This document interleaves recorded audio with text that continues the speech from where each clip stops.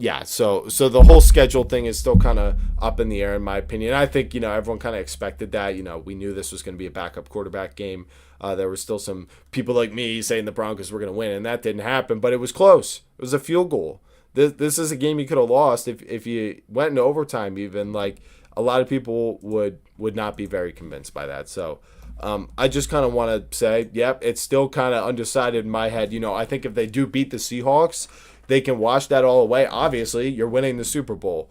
But that's what it's going to take, and it's very reminiscent, as you can tell. I've held this stance before against the 2022 Eagles, and, look how that turned out. So, Patriots fans, if you're unhappy with me, just take it to the comments and tell me why you think this Patriots team is better than what they look like sometimes, because what they look like is not how, some people would describe them and this Super Bowl run. So, overall, that's my thoughts on the Patriots and Broncos game. And now I just kind of want to move into this 2025 NFL season as a whole and sort of the Super Bowl matchup.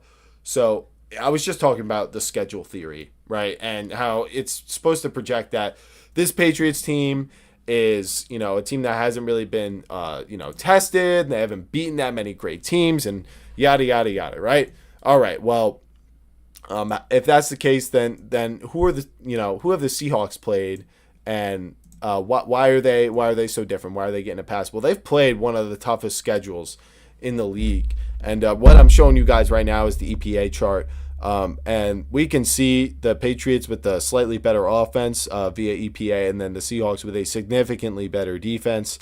And when you go and you check strength of schedule, you can see how the Seahawks have played a much more difficult strength of schedule than this Patriots team that has played the easiest strength of schedule in the NFL. And it's not just this year, right? It's not just the sample. This is one of, if not the easiest schedule since 2000.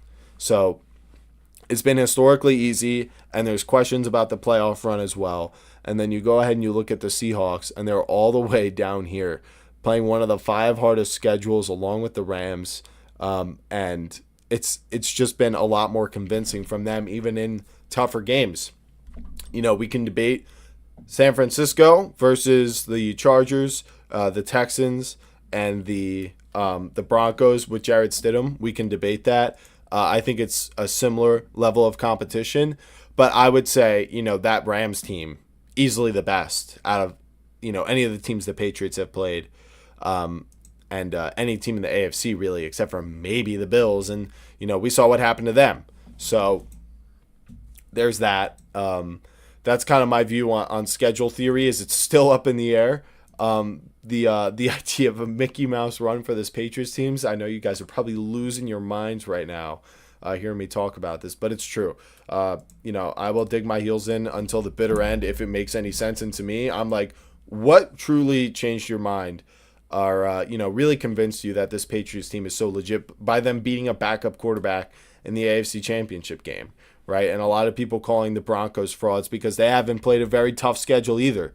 Second easiest strength of schedule. So I understand that it's a frustrating way to talk about things and to feel like you're taking credit away because of something they can't control. Yeah, I know. I'm not saying it's their fault and that they can't win the Super Bowl. I think they can, a few fumbles or special teams plays go their way, but that's what I think it's going to take. I think the Seahawks are definitely the superior team, and I think that'll be proved when they end up playing that game. They've proved it all year long. Most wins against winning teams in the NFL.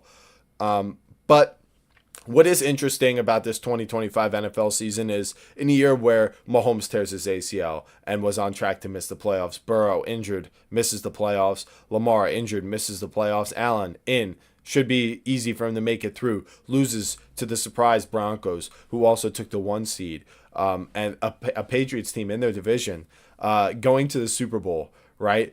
And we also have guys like in the NFC, Stafford, who I expected because of the sort of status of his coach quarterback combination that the Rams do have, and that status to carry them through those big moments in the playoffs like today.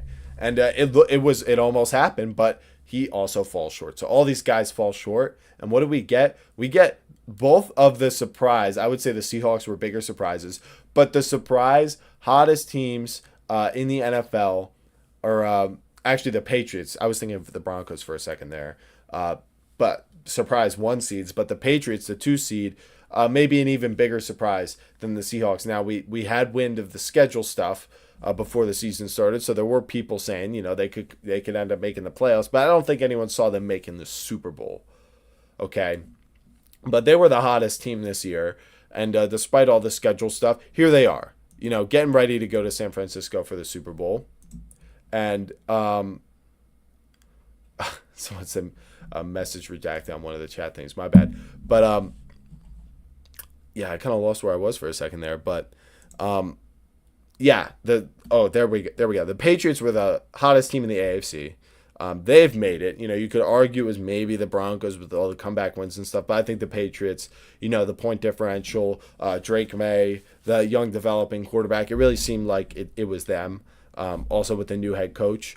But the Seahawks, second-year head coach, first-year quarterback, and now they're in the Super Bowl. The 2 hottest teams in the NFL were able to capitalize in a year where, only 2, one in each conference of the elite status quarterbacks were in the playoffs and, allegedly supposed to earn that spot. So I think just something to remember for next year as we wonder, are all these quarterbacks going to come back and compete for a Super Bowl, or what should we really expect?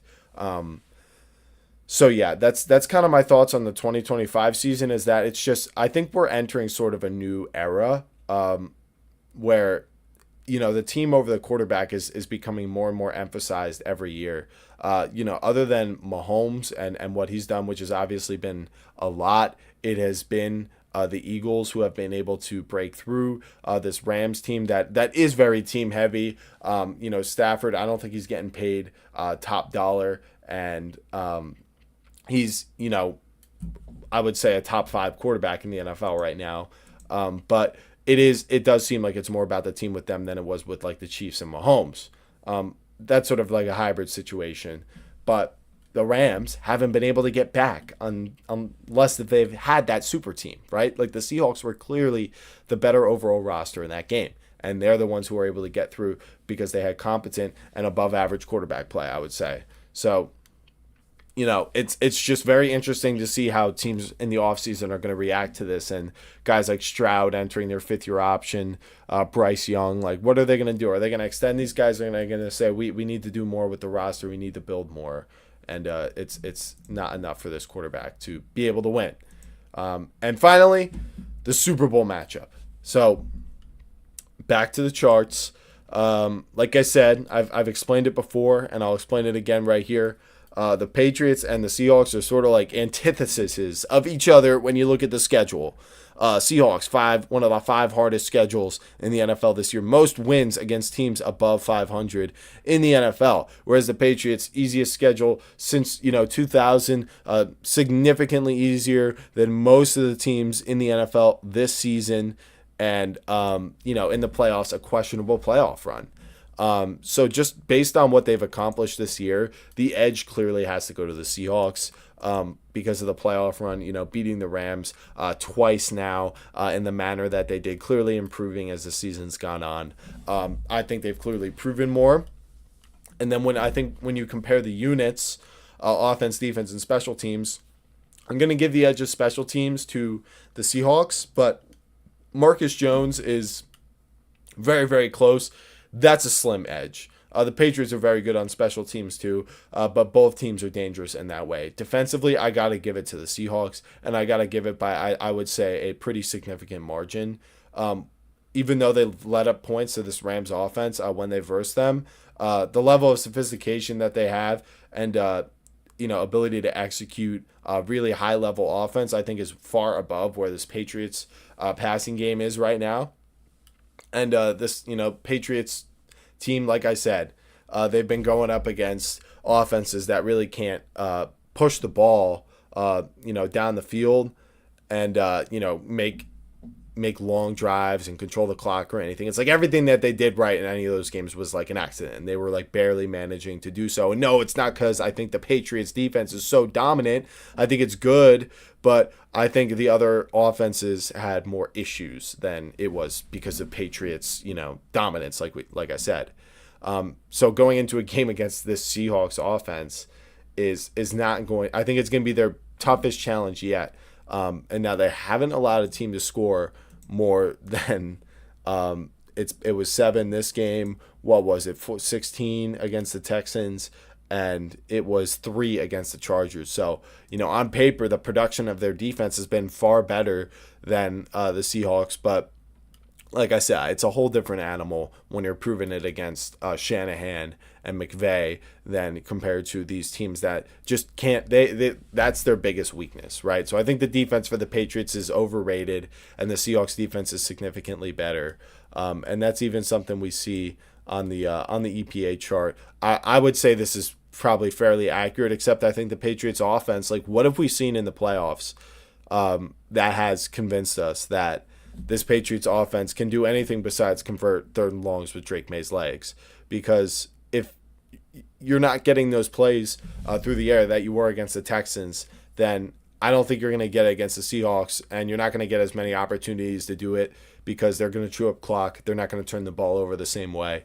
And not for nothing, Sam Darnold is, I would say, almost every bit as talented as Drake May. Drake May's a little taller, but Sam Darnold looks about the same in the pocket, moving around as Drake May. He's far more experienced, seen a lot more football, and I think you could argue that they have an advantage there, and it's kind of hard to argue with. So I think offensively you give him the edge, defensively you give him the edge, and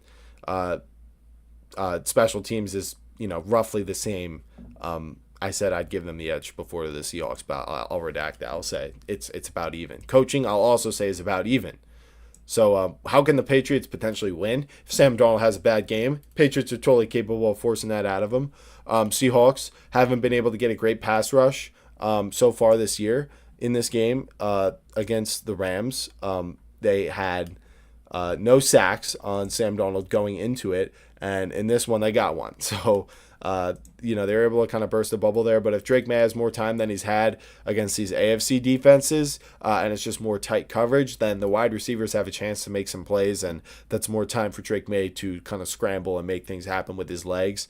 And it is going to have to come from the Patriots offense if they're going to win. You cannot do much less than what the Rams have done to stay in these games against these Seahawks offensively. You have to score, and you have to apply pressure, and they're going to have to be aggressive, and I think Mike Vrabel has the balls to do it. It's just a matter of if and when and all that kind of stuff. So it's going to be a very interesting Super Bowl.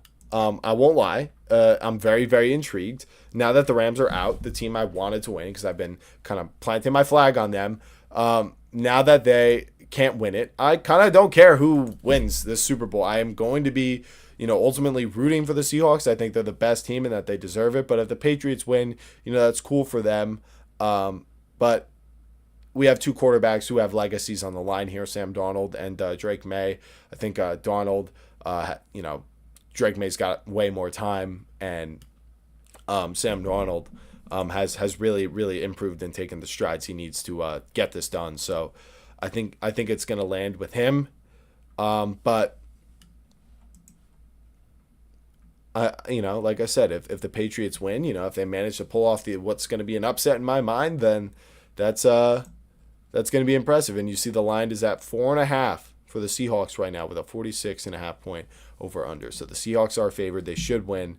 They are the better team. But like I said, we'll see. Maybe we get some heroics. We have 2 weeks to prepare for this game, and there's going to be more pressure on the Seahawks. So I'm sure it'll